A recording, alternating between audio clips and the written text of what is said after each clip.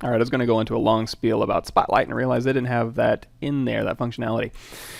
So there is a couple of workarounds to using Spotlight, and one of them is a reference image viewer program I use called Kuadro. I'm just going to go ahead and right-click that and run it. And you don't have to use Kuadro. You can double-click this and use whatever image viewer you'd like, but I'm going to use Kuadro. So I'm going to click that, and I'm going to go ahead and do Close Preset. So you can Kuadro is a cool image program where you can basically add any images you want to. I can just grab a couple of images like this, then move them around, and they can actually snap together, and you can make them larger or smaller. You can rotate them, flip them horizontally, flip them vertically, all sorts of really cool stuff. In fact, if you go here to the About, you're going to see a bunch of really cool things you can do in here. What I'm really concerned about is just using transparency. Oh, another cool thing you can do, I love this part, is you can actually control drag off versions of this, and then you can like move stuff around. So really cool reference image viewer.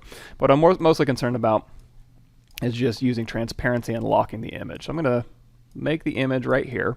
And before I do that, there's another thing you can do. So in ZBrush Core, you have the see-through, so you can just drop that opacity down. And so any image you have on your desktop, you can go ahead and use that to kind of, you can still sculpt in ZBrush with an image here, so you can kind of move stuff around. So you can use see-through, and you can also use Kuadro natively. So with Kuadro selected, I'm going to do a always on top, and I'm going to hold down T and scroll up and down, not scroll up and down, but just kind of move my mouse up and down, and that changes the transparency of this image in Kuadro.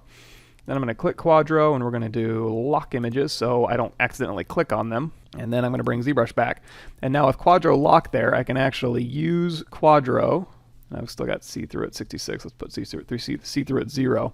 I can use Kuadro to kind of sit there while I'm sculpting. So I can kind of use that as kind of a spotlight behavior. So I can kind of just do this and this. Now, there is, as far as I could tell, there was no, in Big Brother ZBrush, there was a document zaplink property so I could save camera views. There was a movie area where I can save camera views. I don't see an area to save camera views. If there is, I'll come back and update this video. But for now, you can just kind of move these things into place and sculpt from there.